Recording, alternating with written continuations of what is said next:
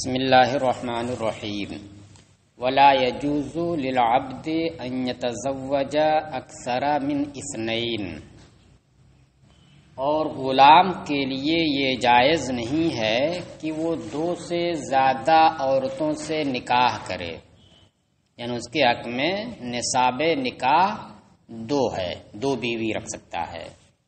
وقال مالک یجوز، اور امام مالک نے فرمایا کہ دو سے زیادہ اس کے لیے بھی جائز ہے، جیسے احرار کے لیے جائز ہے ویسے عباد کے لیے بھی جائز ہے۔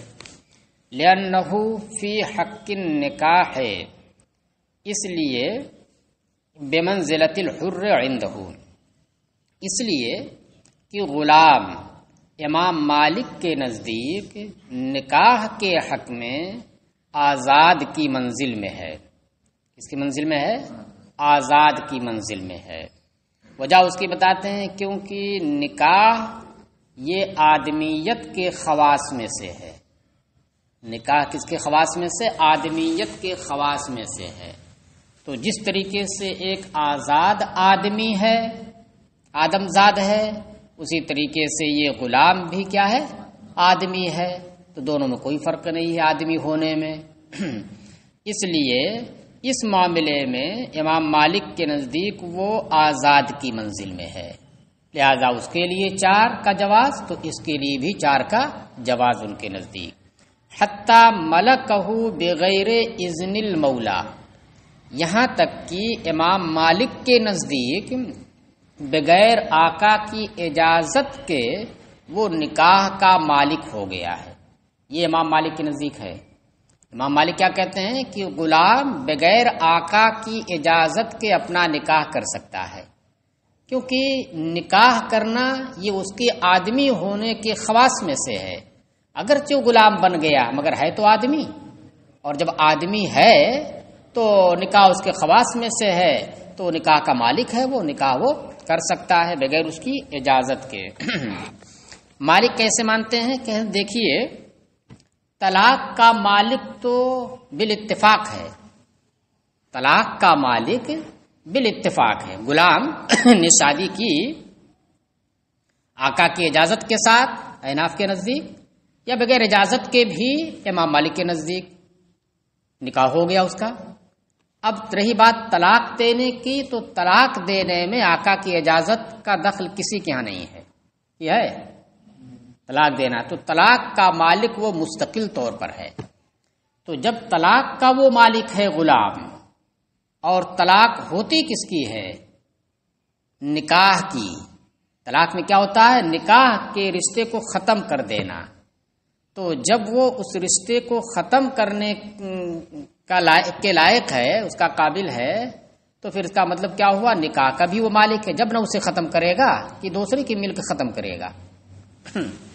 تو اس لیے کہتے ہیں کہ جب وہ طلاق کا مالک ہے تو نکاح کا بھی مالک ہے۔ تو جیسے طلاق کا مالک بغیر آقا کی اجازت کے ہے، ویسے نکاح کا بھی مالک بغیر آقا کی اجازت کے ہے، اس لیے کہ وہ آدمیت کے خواص میں سے ہے، اور یہ بھی آدمی ہے۔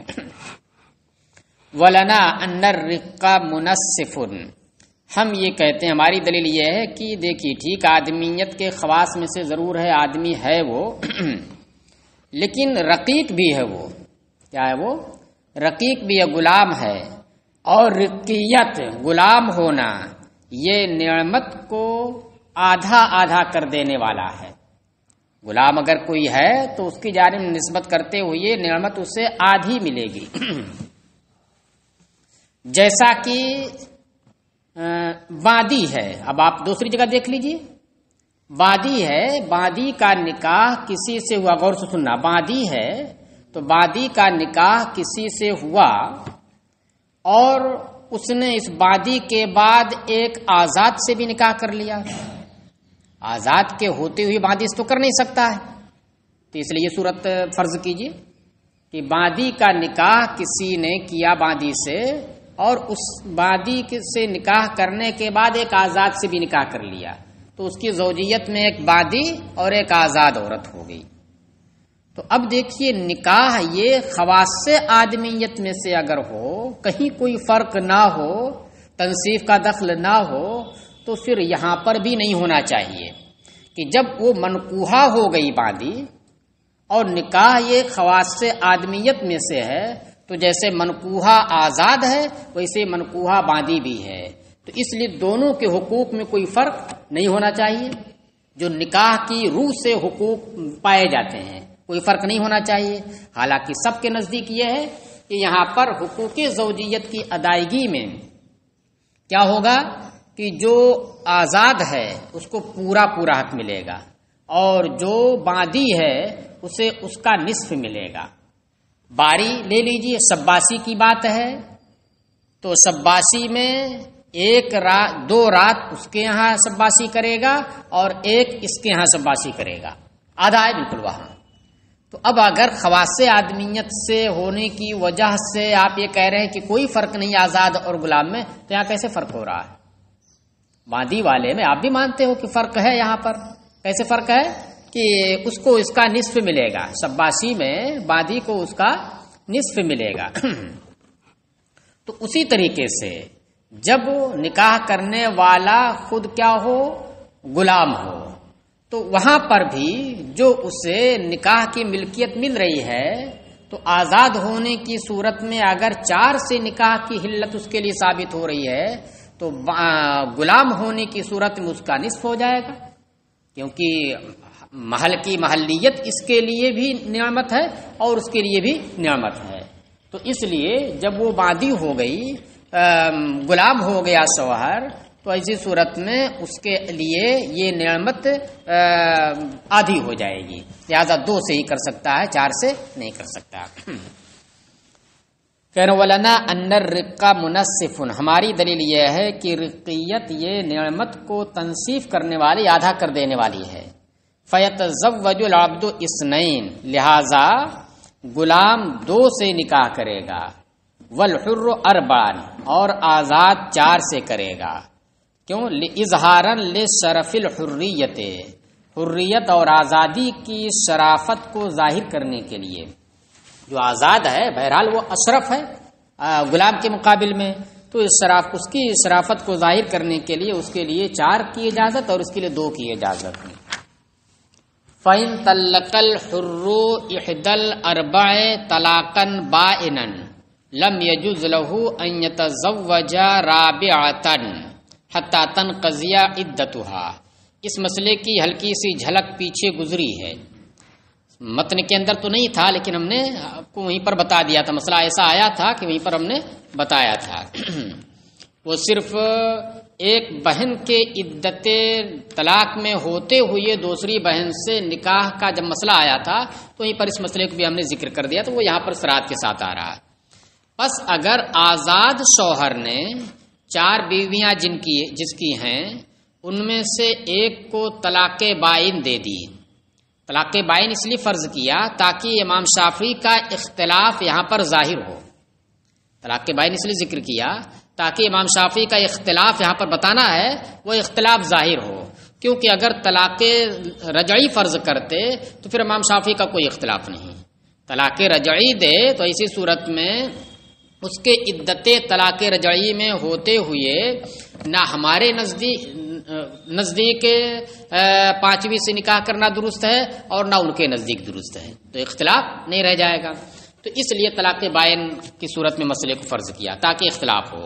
ہمارے نزدیک کیا ہے کہ جائز نہیں ہوگا، کیونکہ حکم من وجہ نکاح کے حکم میں ہے، اس لیے جائز نہیں ہوگا، 5ویں کو جمع کرنا ہو جائے گا۔ اور امام شافعی کے نزدیک یہ ہے کہ قاطع نکاح کو عمل دلاتے ہوئے، کیونکہ یہ طلاق بائن ہے، اب بغیر نکاح کے وطی حلال نہیں ہو سکتی ہے، تو اس وجہ سے اس معاملے میں قاطع نکاح کو عمل دلاتے ہوئے اس سرے سے ملکیت نکاح کو ختم کرتے یہ کہتے ہیں کہ عدت میں اگرچہ وہ ہے مگر 5ویں سے کر سکتا ہے، یہ 5ویں کو لانا نہیں ہوگا بلکہ 4تھی کو لانا ہوگا، کیونکہ ایک کیا ہے نکل چکی ہے۔ لم يجوز له ان يتزوج رابعة حتى تنقضي عدتها، اگر آزاد شخص نے 4 میں سے ایک کو طلاق بائن دے دی، اور یہ مسئلہ آزاد کے لیے فرض کیا ہے تو بن رہا ہے، اور غلام کے لیے 2 میں سے ایک کو طلاق بائن دے دی، اس لیے چونکہ وہی نصاب ہے، 2 ہی کا نصاب اس کے لیے پورا ہے۔ چلیے، تو جائز نہیں ہوگا اس کے لیے کہ وہ چوتھی سے نکاح کرے یہاں تک کہ اس مطلقہ کی عدت پوری ہو جائے۔ وفی خلاف الشافعی، اور اس میں امام شافعی کا اختلاف ہے، دلیل ذکر نہیں کر رہے ہیں، بلکہ جس دلیل کی بنیاد پر یہاں پر ہے دونوں کے نزدیک، جس مسئلے کی دلیل کی بنیاد پر اسی مسئلے کو یہاں پر ذکر کر دے رہے ہیں کہ دیکھو یہ فلاں مسئلے کی نظیر ہے۔ کس معاملے میں فلاں مسئلے کی نظیر ہے؟ اختلاف کے معاملے میں اور دوسرے دلائل کے معاملے میں۔ تو جو اختلاف وہاں ہے وہی اختلاف یہاں پر بھی ہے، جو دلائل فریقین کے وہاں ہیں وہی دلائل فریقین کے یہاں بھی ہیں۔ کہہ رہے وہوا نظیر نکاح الاخت فی عدت الاخت، اور یہ مسئلہ نظیر ہے ایک بہن کی عدت طلاق بائن لگائیے، ایک بہن کی عدت طلاق بائن میں دوسری بہن کی نکاح کی، کہ ایک بہن طلاق بائن کی عدت میں ہے تو اس کی عدت میں ہوتے ہوئے دوسری بہن سے نکاح کرنے کا جو مسئلہ ہے بالکل سیم یہ مسئلہ اسی کی نظیر ہے۔ کس معاملے میں؟ اختلاف کے معاملے میں، کہ جیسے وہاں پر امام شافعی کا اختلاف تھا کہ جائز ہے اور ہمارے نزدیک ناجائز ہے، ویسے یہاں پر بھی ہے، جیسے وہاں پر ان کی دلیل تھی اور احناف کی دلیل تھی وہی دلیل یہاں پر بھی ہوگی۔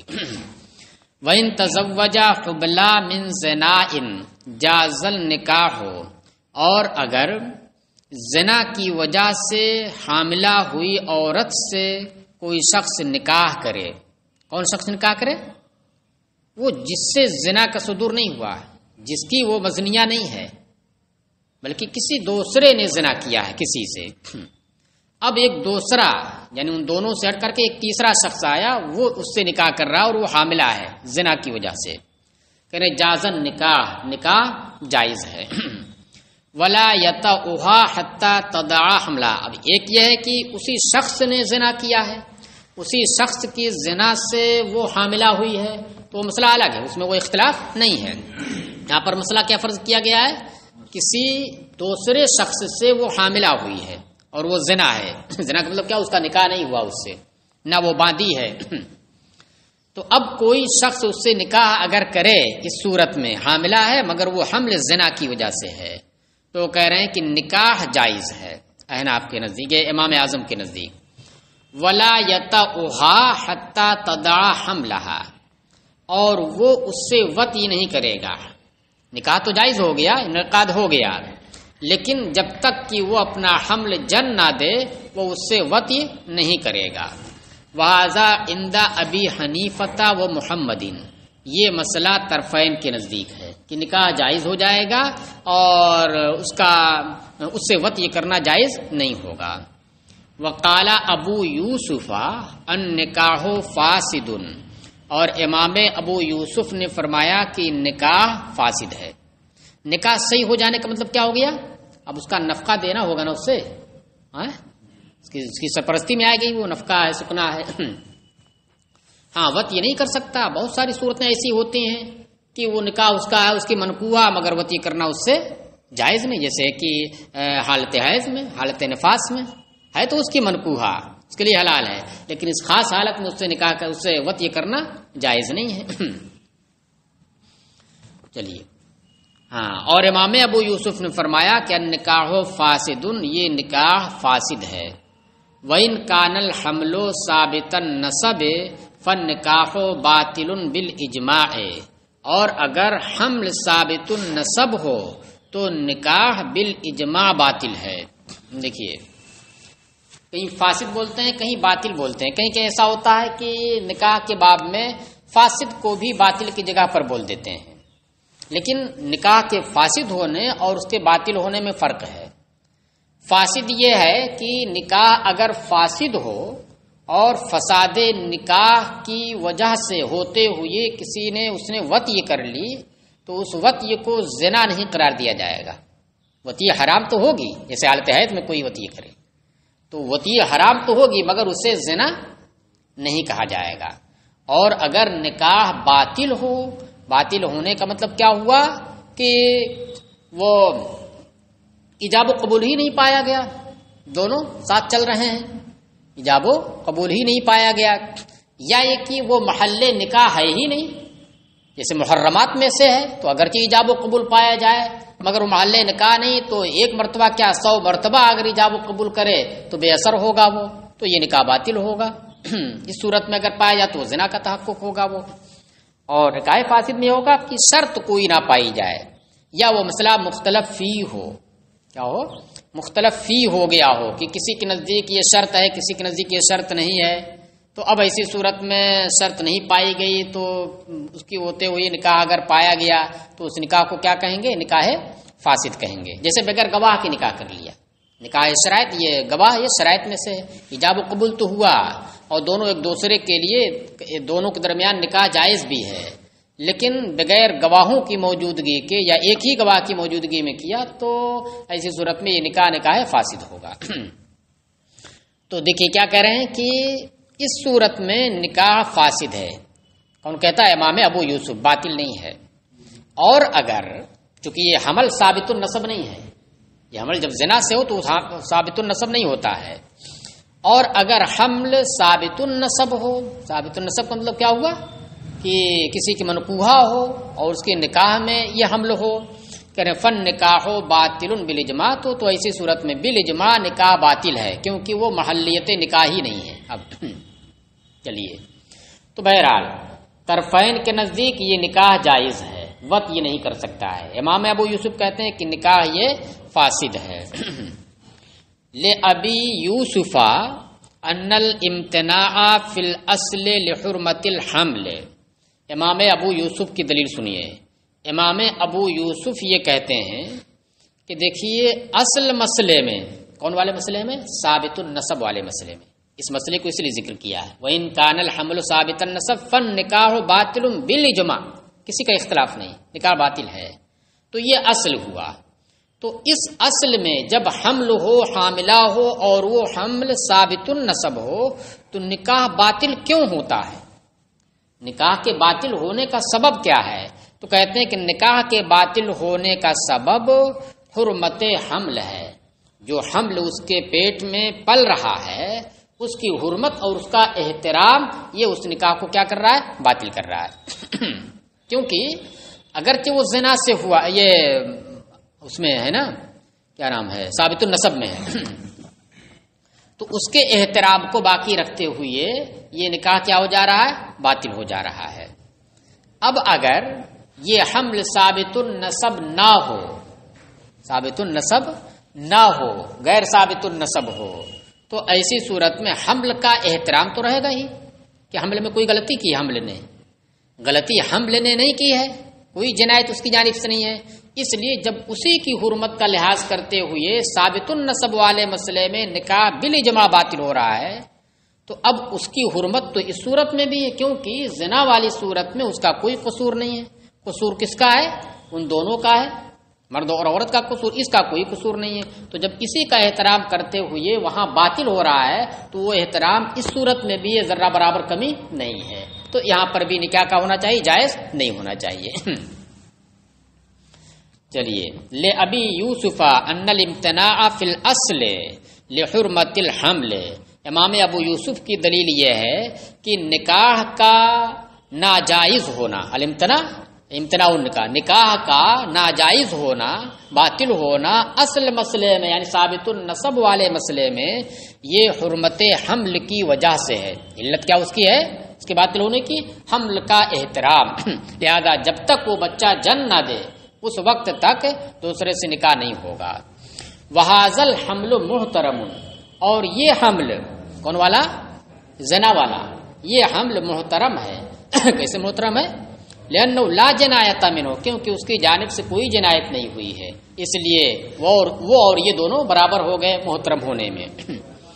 وَلِهَذَا لَمْ يَجُزْ إِسْقَاطُهُ، یہی احترام ہی کی وجہ سے کہ چونکہ یہ حمل بھی محترم ہے، اسی محترم ہونے ہی کی وجہ سے اس حمل کا اسقاط جائز نہیں ہے۔ حمل جب قرار پا گیا اور اس کے اندر خلقت ظاہر ہو گئی تو پھر اس کا اسقاط جائز نہیں ہے۔ چلیے، یہ دلیل ہو گئی ان کی۔ تو علت کیا ہوئی؟ اصل والے مسئلے میں ہر باطل ہے ہر ایک کے نزدیک، ثابت النسب والے میں، تو اس میں علت کیا رہی؟ حرمت حمل۔ تو وہ حرمت حمل بغیر کسی فرق کے یہاں پر بھی ہے کیونکہ اس کی کوئی جنایت نہیں ہے اور کوئی فرق نہیں. اس کی تائید اس بات سے بھی ہوتی ہے کہ جیسے اس کا اسقاط جائز نہیں اسے اس کا اسقاط بھی جائز نہیں ہے. وَلَهُمَا أَنَّهَا مِنَ الْمُحَلَّلَاتِ بِالنَّصِّ اور طرفین کی دلیل یہ ہے کہ یہ محللات بالنص کے ذریعے محللات میں سے ہے. کیا ہے یہ؟ نص کے ذریعے ان عورتوں میں سے ہے جو حلال ہیں. نصیر الدین آج سوئے نہیں ہو لگتا رات میں. تو نص کیا ہے؟ وہی جس میں عام ہے وَأُحِلَّ لَكُم مَّا وَرَاءَ ذَلِكُمْ أَن تَبْتَغُوا کہ مطلق ہے محرمات کا ذکر ہے. اس کے بعد کیا آ گیا کہ اس کے علاوہ جو ہیں وہ تمہارے لیے حلال کی گئی ہیں. تو اب اس کا ذکر کہیں نہیں آیا ہے کہ حمل ہو زنا کی وجہ سے تو اس سے نکاح جائز نہیں, وہ بھی محرمات میں سے ایسا نہیں ہے. تو اس وجہ سے اس کے عموم کی وجہ سے بذریعہ نص یہ محللات میں سے ہے یعنی محرمات میں سے نہیں. وحرمت الوطی اب رہی یہ بات, اب سوال یہ ہوتا کہ بھائی جب محللات میں سے یہ ہو گئی حلال ہے تو وطی سے کیوں آپ روک رہے ہیں؟ کس سے؟ وطی سے کیوں روک رہے ہیں؟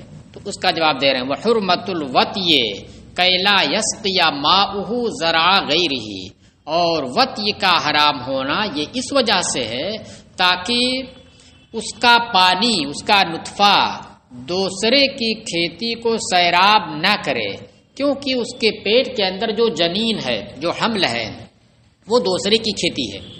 وہ کس کا ہے؟ وہ دوسرے کا نطفہ ہے, دوسرے کا ثمرہ ہے وہ. تو اس لیے ہم یہاں پر نکاح کو تو جائز قرار دیا گیا لیکن وط یہ جائز اس لیے نہیں قرار دی گئی کیونکہ وط جب کرے گا تو اس کا نطفہ اس کی کھیتی کو سیراب کرے گا. اور تو کیا ہوا سیراب کرے گا؟ کہہ رہے نہیں, سیراب کرنا اس کی ممانعت آئی حدیث کے اندر. حضور نے فرمایا من کانا یؤمن باللہ والیوم الآخر فلا یسقین ماؤہ زرع غیرہ, جو اللہ اور یوم آخر پر ایمان رکھتا ہو تو ہرگز اس کا پانی دوسرے کی کھیتی کو سیراب نہ کرے.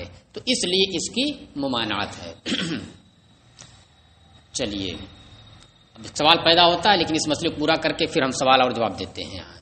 والامتناع فی ثابت النسب, اب اس مسئلے سے لائے تھے کہ بھائی ثابت النسب میں تو کیا حرمت حمل کی وجہ سے ہے اور حرمت حمل یہاں پر بھی ہے اس وجہ سے یہاں پر بھی باطل ہونا چاہیے. کہہ رہے نہیں ایسا نہیں ہے. والامتناع فی ثابت النسب, اور ثابت النسب والے مسئلے میں نکاح کا ناجائز ہونا یہ صاحب نطفہ کے حق کی وجہ سے, لحق صاحب الماء, صاحب نطفہ کے حمل کی وجہ, یہ حق کی وجہ سے ہے. ولا حرمت للزانی, تو اس کا مطلب کیا ہوا؟ احترام اس میں صرف حمل ہی کا نہیں ہے بلکہ صاحب حمل کا بھی احترام ہے. ولا حرمت للزانی, اور یہاں پر چونکہ جو صاحب نطفہ ہے وہ زانی ہے, وہ کیا ہے؟ احترام کا مستحق نہیں ہے بلکہ وہ پتھر کا مستحق ہے. اگر ثابت ہو جائے, ثبوت شرعی ہو جائے تو پھر وہ کیا ہے؟ سنگسار کیے جانے کا مستحق ہے, جبکہ وہ کیا ہو؟ شادی شدہ ہو. چلیے اب دیکھیے ایک سوال یہاں ہوتا ہے, اس کو حاشیے میں بھی ذکر کیا ہے.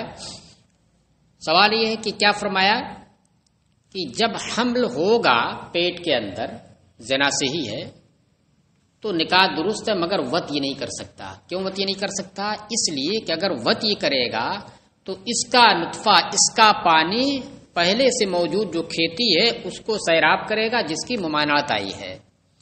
تو سوال اس پر یہ ہوتا ہے کہ یہ سیرابی کیسے ہوگی؟ سیراب کرنے کا کہاں تحقق ہوگا؟ خاص کر احناف کے نزدیک, امام صاحب کے نزدیک کیا ہے کہ جب حمل قرار پا جاتا ہے تو رحم کا منہ بند ہو جاتا ہے. یہ عادت الہیہ ہے, اللہ نے ایسا بنایا ہے کہ ضابطہ اور نظام اس کا کہ حمل جب قرار پاتا ہے تو ایسی صورت میں رحم کا منہ, بچے دانی کا منہ جو نیچے کی جانب ہوتا ہے وہ بند ہو جاتا ہے, اور جب بند ہو جاتا ہے تو پھر اس سے کوئی چیز نکل نہیں سکتی ہے. اس مسئلے کو آپ نے کہاں پڑھا ہوگا؟ اس مسئلے کو آپ نے حیض والے مسئلے میں پڑھا ہوگا, جہاں پر حیض کا بیان آیا تھا ششماہی سے پہلے. اس میں کیا تھا کہ اگر حمل کی تعریفی میں یہ حیض کی تعریفی میں یہ ہے. کیا تعریف میں ہے کہ بالغہ عورت کا رحم جو خون پھینکے وہ حیض ہے، مگر اس شرط کے ساتھ کہ وہ کیا ہے، بیماری کی وجہ سے نہ ہو اور وہ حاملہ نہ ہو. اس لیے کہ حاملہ اگر ہوگی تو پھر ایسی صورت میں اگر خون نکل رہا ہے تو یہ کہا جائے گا کہ وہ خون بچے دانی سے نہیں آ رہا، رحم سے نہیں آ رہا، بلکہ کہیں کسی رگ سے آ رہا ہے جو بیماری کی وجہ سے ہے. عادت کے مطابق جو حیض آتا وہ بیماری نہیں اس کو کہا جاتا ہے. وہی علت بتائی ہے کیوں ایسا ہے کہ بھائی حالت حمل میں ہو تو یہ حیض کیوں نہیں آ سکتا ہے. وہی وجہ بتائی تھی کیونکہ اللہ نے یہ نظام بنایا ہے اس کا کہ جب حمل قرار پاتا ہے تو ایسی صورت میں بچے دانی کا منہ بند ہو جاتا ہے، اور جب بند ہو جاتا ہے تو پھر کوئی چیز وہاں سے نکل نہیں سکتی ہے. تو اب سوال یہ ہوتا ہے کہ جب کوئی چیز نکل نہیں سکتی تو پھر کیسے کوئی چیز داخل ہو کر کے اس بچے کو سیراب کر سکتی ہے؟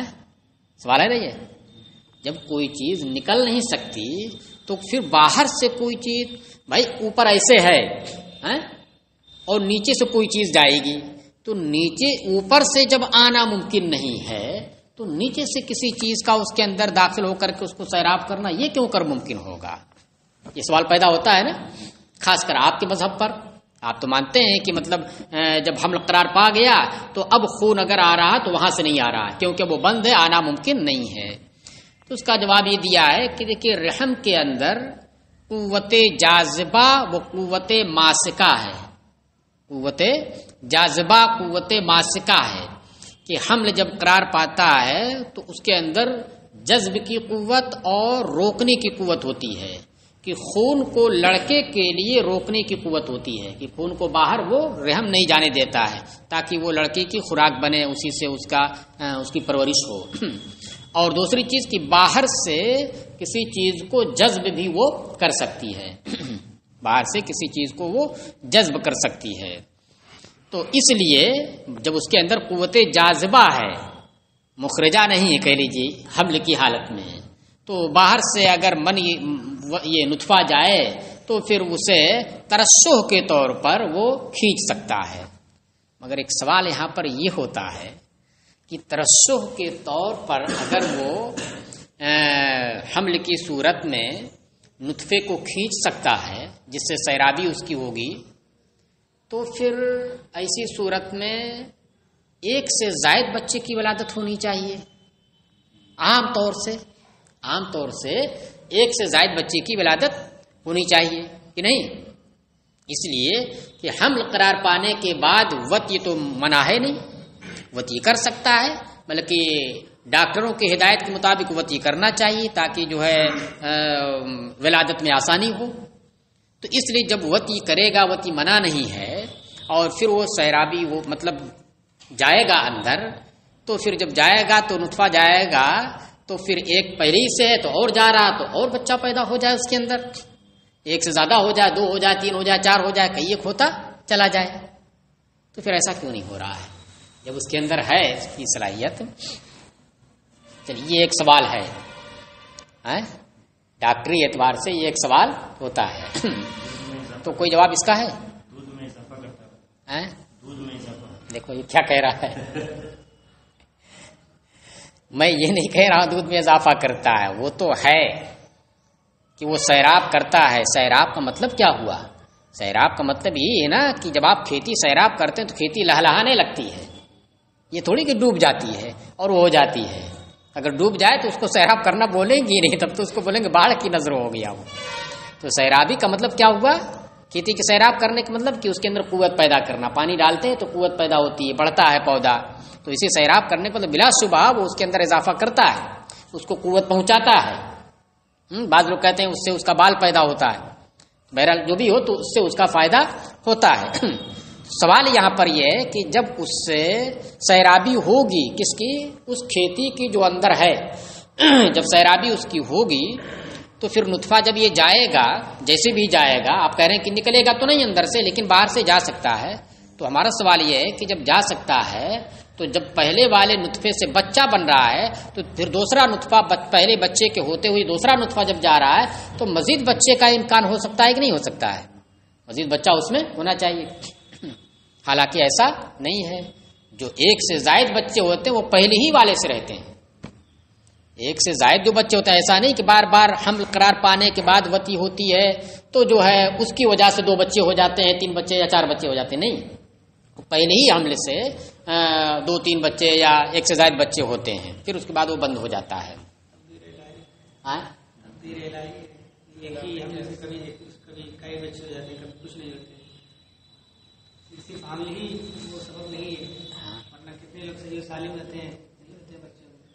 وہ تو ہے, لیکن امکان کی بات میں کر رہا ہوں.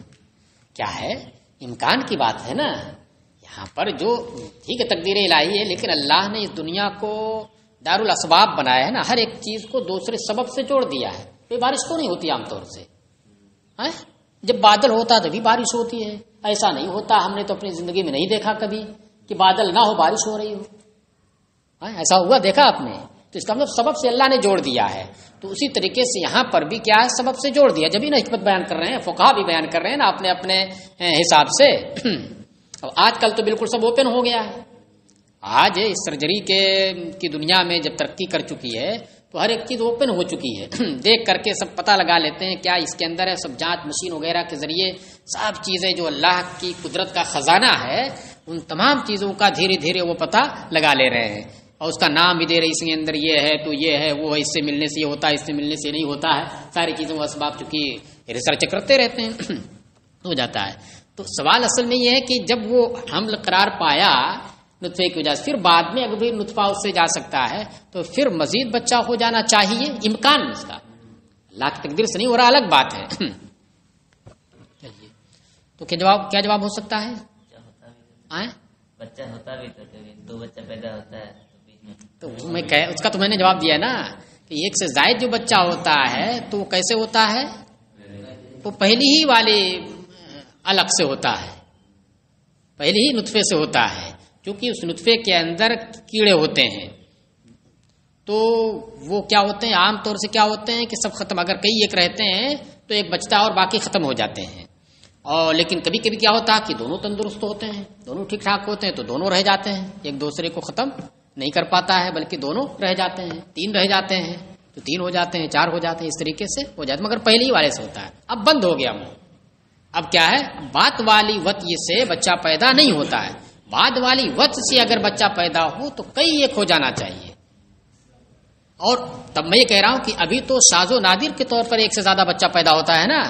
اگر اس کی وجہ سے ہوتا ہو تو ایک شاذ و نادر کے طور پر نہیں, عموماً ہونا چاہیے. حالانکہ یہ بالکل اس کے خلاف ہے, ایسا نہیں ہوتا ہے. تو کچھ سوچ کے بتائیے. جو ہے 2 سے زیادہ رکھنے کی صلاحیت 2 سے زیادہ 4 ہوتے ہیں, 9 ہوتے ہیں. آپ اخبار نہیں دیکھتے ہیں کبھی کبھی؟ آتا ہے اخبار میں, آتا ہے کتنے بچے ہوئے مگر یہ اتنے پہلے ہی مر گئے ہے نا, اور ایک بچہ ہے یہ بھی مر گیا. کبھی ایسا ہوتا 4 بچے پیدا ہو, 4 تندرست ہیں, 4 ٹھیک ٹھاک ہیں. ہر طرح کی خبریں آتی ہیں. تو چلو 2 سے نہیں ہوتا تو 2 تو ہو ہی جانا چاہیے. اگر 2 سے زیادہ نہیں ہوتا ہے تو ٹھیک ہے 2 تو ہو ہی جانا چاہیے. مجھے یہ سمجھ میں آ رہا ہے, میں نے جو غور کیا تو اس سے سمجھ میں آیا, کیونکہ ہم نے کیا مانا ترشح, کیا مانا ہے ترشح کے ذریعے, نہیں وہ جذب کرے ایسے جیسے کپڑا ہو اور اسے پیچھے سے آئے اور پھر یہاں سے جذب کھینچی آپ تو کیڑے نہیں آئے. اور صرف جو ہے خالص پانی جو ہے جائے جس کے اندر کیڑے نہ ہو. تو یہ آ رہی بات سمجھ میں؟ چلیے, نہ سوال کیا کسی نے نہ جواب دیا. سوال بھی ہماری طرف سے, جواب بھی ہماری طرف سے. چلیے اب ڈاکٹر, کسی ماہر ڈاکٹر سے اگر پوچھا جائے, اب کسی ماہر ڈاکٹر سے رابطہ ہو جس کی ریسرچ اس کے اوپر پورے طور سے ہو. صدیقی صاحب نا, ہاں یہ صحیح کہا. میرے پاس نمبر, انشاءاللہ آج میں ان کو فون کرتا ہوں, پوچھتا ہوں. چلیے یہ ہو گیا. ہاں وَإِن تَزَوَّجَ حَامِلًا مِنَ الصَّبِيِّ یا مِنَ الصَّبِيِّ دونوں آتا ہے. فَالنِّكَاحُ فَاسِدٌ, اور اگر کسی قید کی ہوئی حاملہ حربیہ سے نکاح کیا، کسی قید کی ہوئی حربیہ حاملہ سے نکاح کیا، کوئی حرب میں رہتی تھی اور وہ حاملہ تھی، جنگ میں اسے قید کر لیا گیا، اب اس نے اس سے نکاح کیا اور وہ حاملہ ہے، کہہ رہے فن نکاح فاسد، تو یہ نکاح فاسد ہے، فاسد بمانا باطل ہے۔ کیوں؟ لأنه ثابت النسب، اس لیے کہ وہ ثابت النسب ہے، یعنی غالب یہی ہے کہ جب دارالحرب میں تھی تو ان کا بھی کیا ہے معمول ہے کہ بغیر شادی کے وہ نہیں کرتے ہیں، آپس میں اپنے مذہب کے مطابق وہ شادی کرتے ہیں، جیسے کہ ہمارے ملک کے اندر جو ہے ہر مذہب کے لوگ ہر مذہب کے اندر کیا ہے شادی کا ایک مخصوص طریقہ ہے، بغیر شادی کے رکھنا ہر ایک کے نزدیک کیا ہوتا ہے ناجائز ہوتا ہے، اس کو برا سمجھا جاتا ہے، کہتے ہیں وہ فلاں کی رکھیل ہے، بغیر شادی کے اگر کی رکھے ہوئی ہے یعنی اس کو بہت بری نظر سے دیکھا جاتا ہے۔ تو ہر مذہب کے اندر کیا ہوتا ہے لڑکا اور لڑکی کے درمیان ایک مخصوص طریقے سے شادی ہوتی ہے، تو اس لیے اگر وہ قیدی بن کر کے آئی اور حاملہ ہے تو یہی مانا جائے گا، غالب یہی ہے کہ وہ اس کا نکاح ہوا ہو اور یہ حمل کیا ہو ثابت النسب اسی سے ہو، اور جب حمل ثابت النسب ہو تو پھر نکاح کا محل وہ نہیں ہے، لأنه ثابت النسب، اس لیے کہ یہ ثابت النسب ہے حمل۔ وَإِن زَوَّجَ، یعنی یہ نہیں کہہ سکتے کہ اب جب وہ آ گئی اور قیدی ہو گئی دارالاسلام میں آ گئی، مسلمانوں کے قبضے میں آ گئی تو اب اس کا کیا ہے وہ ختم ہو گیا نکاح کا، نہیں وہ ختم نہیں ہوا ہے۔ وَإِن زَوَّجَ أُمَّ وَلَدِهِ وَهِيَ حَامِلٌ مِّنْهُ فَالنِّكَاحُ بَاطِلٌ، اور اگر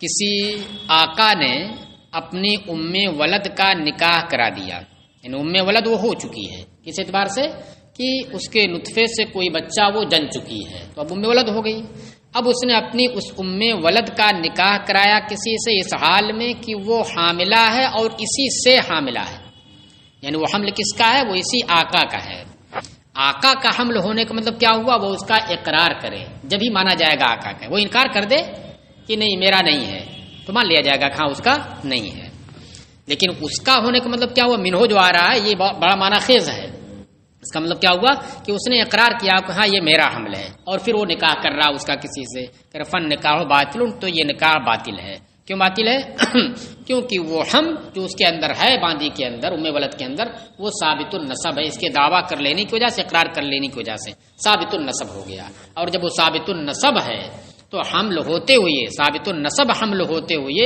نکاح کا محل وہ نہیں ہے۔ فالنکاح باطل، تو نکاح باطل ہے، دیکھیے یہاں پر فاسد کہا اور یہاں پر باطل کہا، اس کی وجہ ہے کہ اس کا جو فساد ہے یہ بہت واضح نہیں ہے، اس لیے کہ جب وہ قیدی بن کر کے آئی ہے تو اس میں اس بات کا بھی احتمال ہے کہ بغیر شادی کے ہوا، اس بات کا احتمال ہے، لیکن غالب یہی ہے کہ بھائی ہر مذہب میں شادی ہوتی مخصوص طریقے سے تو شادی ہی سے ہوا ہوئی، لیکن ایک تھوڑا سا کمزور پہلو ہے تو اس وجہ سے اس کے لیے فاسد کا لفظ استعمال کیا، اور یہاں پر تو بالکل صاف صاف وہ کہہ رہا کہ ہاں میرا نطفہ ہے یہ، تو اس لیے واضح ہے بالکل کلیئر ہے 100%، 99 نہیں 100% ہے۔ کہہ رہے لأنہا فراشن، یہ نکاح باطل کیوں ہو جا رہا ہے بھائی؟ کہہ رہے لأنہا فراشن لمولاہا، اس لیے کہ یہ عورت اپنے مولا کی اپنے آقا کی فراش ہے، فراش کے بارے میں آپ کو پیچھے بتایا گیا، فراش کا مطلب کیا ہوتا ہے عورت کا اس حیثیت سے ہونا، عورت کا اس حیثیت سے ہونا کہ اگر اس سے کوئی بچہ پیدا ہو تو وہ بچہ ثابت النسب ہو، وہ بچہ کیا ہو ثابت النسب ہو، تو اس عورت کو کیا کہتے ہیں فراش کہتے ہیں۔ تو اب یہاں پر یہ عورت کیا ہو گئی اپنے آقا کے لیے فراش ہے کہ اگر کسی آقا کی باندی کو بچہ پیدا ہو تو کیا ہے اس بچے کا نسب اس سے ثابت ہو سکتا ہے، لیکن یہ فراش تھوڑا کمزور ہے نکاح کے فراش کے مقابل میں، فراش نکاح کے مقابل میں فراش یہ ملک یہ کیا ہے یہ کمزور ہے، کمزور اس لیے ہے کہ نکاح کی وجہ سے جو عورت کی حیثیت فراش کی ہوتی ہے وہ ایسی ہوتی ہے کہ شوہر چاہے انکار کرے چاہے انکار نہ کرے، اقرار کرے چاہے اقرار نہ کرے، بہر صورت اس کا نسب اس حمل کا نسب اسی شوہر سے ثابت ہوگا، اور اس میں کیا ہے اس میں نسب اسی وقت ثابت ہوگا جب کہ وہ اس نطفے کا اپنا ہونے کا اقرار کرے کہ یہ نطفہ میرا ہے، تو فراش ہو جا رہا ہے، تو اس وجہ سے یہ فراش ہے مگر فراش قوی نہیں بلکہ یہ فراش ضعیف ہے۔ حتی یثبت نسب ولدہا منہ من غیر دعوتن، یہاں تک کہ اس باندی کے لڑکے کا نسب اس سے ثابت ہو جائے گا بغیر دعوے نسب کے۔ بغیر دعوے نسب کا مطلب بغیر دعوے نسب کے کیسے ساتھ؟ دعویٰ ڈال کے کسرے کے ساتھ یہ نسب کے دعوے کو کہتے ہیں، مال کے دعوے کو نہیں، نسب کے دعوے، یہ میرا بیٹا ہے، یہ میری بیٹی ہے، اس طرح سے۔ تو بغیر اس کے کیسے ہو جا رہا ہے؟ کہہ رہے ہیں دیکھیے یہاں پر مسئلہ کیا فرض کیا آپ نے؟ مسئلہ یہ آپ نے فرض کیا ہے کہ نکاح کر رہا ہے اپنی اس حاملہ باندی کا، اور اس طور پر کہ وہ اقرار کر چکا ہے کہ یہ میرا حمل ہے۔ اب جب وہ اقرار کر چکا، اب جب وہ حمل جنے گی، لڑکا وجود میں آئے گا باہر، ابھی تو اندر ہے نا، اور اقرار کر چکا ہے۔ اب جب اقرار کر چکا ہے تو اب جب وہ ولد باہر آئے گا، پیدا ہوگا، تو اب دعوے کی ضرورت نہیں ہے اس کے، اب اس کے دعوے نسب کی ضرورت نہیں ہے۔ پہلے جو اقرار کر چکا ہے اسی سے مستحکم ہو چکا ہے، وہ آٹومیٹک اس سے ثابت ہو جائے گا کہاں اس کا لڑکا ہے کہ یہ میرا بیٹا ہے۔ جو حمل ہے یہ میرا ہے، میرے نطفے سے ہے۔ چلیے، تو یہ فراش ہونے کی دلیل ہے کہ جب وہ پہلے کہہ چکا ہے کہ یہ میرا نطفہ ہے حمل ہی کی صورت میں، اب جب پیدا ہوا تو پھر کچھ دعوے کی ضرورت نہیں ہے، اس کا نسب اس سے ثابت ہو جائے گا۔ تو نسب کا ثابت ہو جانا اس صورت میں یہ اس بات کی دلیل ہے کہ عورت اس کی فراش ہے۔ فلو صحن نکاح ہو، بس اگر اس صورت میں نکاح دوسرے سے صحیح ہو جائے، لحصل الجمع بین الفراشین، تو ایسی صورت میں دو فراشوں کے درمیان جمع کرنا لازم آئے گا، اور دو فراشوں کو جمع کرنا یعنی ایک ہی عورت دو کی فراش ہو جائے تو اس کے اندر تو نسب ہی مخلوط ہو جائے گا۔ بھائی کس سے ثابت ہوگا؟ اس سے کہ اس سے نکاح مانیں گے تو کیا ہو جائے گا؟ وہ دعویٰ کرے گا، تو اس لیے نسب مخلوط ہو جائے گا، لہذا جمع بین الفراشین لازم آئے گا، اور یہ جائز نہیں ہے۔ الا انہ غیر متعقد حتی ینتفی الولد بالنفی من غیر لعان، ہاں مگر یہ کہ یہ ثبوت نسب جو ہو رہا ہے، یہ فراش ہونا جو ہو رہا ہے، یہ مستحکم نہیں ہے، یہ ضعیف ہے، یہاں تک کہ لڑکا منتفی ہو جائے گا، لڑکے کا نسب منتفی ہو جائے گا اس کے انکار کر دینے کی وجہ سے۔ اگر انکار کر دے کہ نہیں میرا نطفہ نہیں ہے تو پھر اس کا نسب منتفی ہو جائے گا۔ من غیر لعان، بغیر لعان کے۔ دیکھیے اگر آقا کیا کرے کہ حاملہ ہوئی اس کی باندھی، اور اس نے کیا کر دیا؟ یہ دعویٰ کر دیا کہ یہ میرے نطفے سے نہیں ہے، میرے نطفے سے نہ ہونے کا مطلب نطفہ تو آیا اس کے رحم کے اندر، تو اس کا مطلب کیا ہوا کہ اپنے کا جب انکار کر دیا جو جائز تھا، تو اس کا مطلب ناجائز کا وہ دعویٰ کر رہا ہے، یہ نہ ہوا؟ جب حمل ہے اور آقا کا ہی حمل ہوتا تو جائز ہوتا، اب وہ انکار کرنے میرا حمل نہیں ہے، تو اپنے حمل کے انکار کرنے کا مطلب کیا ہوا؟ وہ یہ کہہ رہا ہے کہ کسی اور سے بطور زنا یہ حمل ہوا ہے، کسی اور سے بطور زنا یہ حمل ہوا ہے۔ تو اب اگر یہی چیز ایک ناکے ہے، یعنی شوہر اپنی بیوی کے اوپر لگائے کہ یہ میرا بچہ نہیں ہے، یا زنا کی تہمت لگائے کہ اس نے فلاں سے زنا کرایا ہے، تو اب ایسی صورت میں اگر اس نے ثابت کر دیا تو حد زنا لازم ہو جائے گی۔ ثابت کر دیا، 4 گواہ کو پیش کر دیا تو ثابت ہو گیا، تو زنا کی حد اس کے اوپر جاری ہو جائے گی۔ اور اگر نہیں ثابت کر سکا تو پھر ایسی صورت میں صرف اس کے لانچھن لگا دینے کی وجہ سے اور تہمت لگا دینے کی وجہ سے کیا نام ہے وہ متہم نہیں ہو جائے گی اور معیوب نہیں ہو جائے گی۔ اب کیا کرنا پڑے گا اسے؟ اب اس کی ذمہ داری بنے گی یا تو گواہ پیش کرے، اور اگر گواہ نہیں پیش کر سکتا ہے تو پھر لعان کرے۔ کیا کرے؟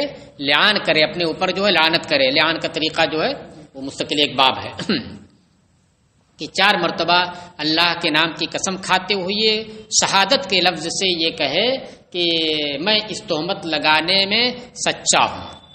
وہ پوری آیت ہے سورہ نور کے اندر پہلے والے صفحے میں کہ 4 مرتبہ اس طرح سے کرے، اور 5ویں مرتبہ یہ کہے کہ کیا والخامسۃ ان لعنۃ اللہ علیہ ان کان من الکاذبین، کہ 5 مرتبہ یہ کہے کہ اگر میں اس معاملے میں اس تہمت لگانے میں جھوٹا ہوں تو میرے اوپر اللہ کی لعنت ہو۔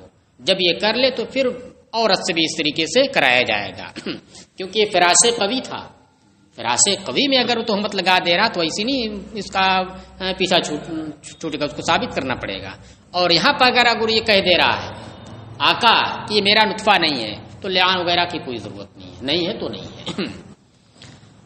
چلیے تو وہی کہ الا انه غیر متعقد، مگر یہ کہ یہ فراش غیر متعقد ہے، غیر مستحکم ہے، یہاں تک کہ اس کے غیر مستحکم ہونے کی دلیل یہاں تک کہ بغیر کسی لعان کے آقا کے انکار کر دینے کی وجہ سے لڑکے کا نسب منتفی ہو جائے گا، ختم ہو جائے گا. فلا يعتبر ما لم يتصل به الحمل، لہذا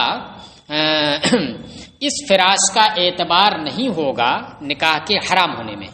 اس فراش کا اعتبار نہیں ہوگا نکاح کے حرام ہونے میں جب تک کہ اس فراش کے ساتھ ساتھ اس کا حمل بھی متصل ہو.